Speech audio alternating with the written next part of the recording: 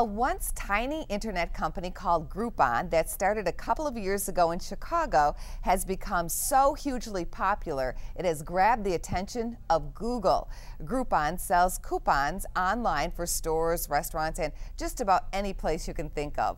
Well, now rumor has it Google plans to buy Groupon for close to $6 billion. Ginormous search engine company Google has its sights set on upstart internet company Groupon, according to reports.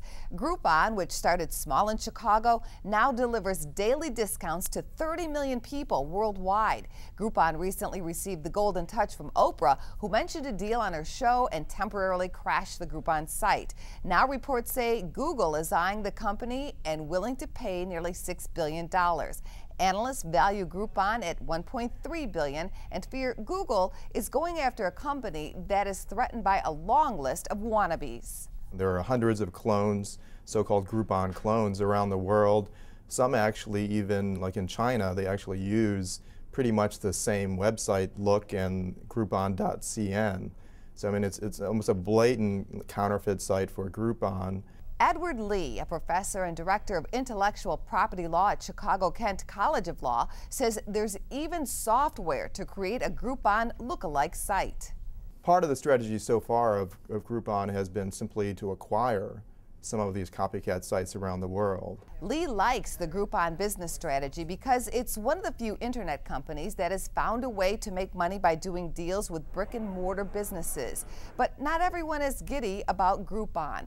Retail analyst Jim Dion of Dionco Inc. calls it a retail killer.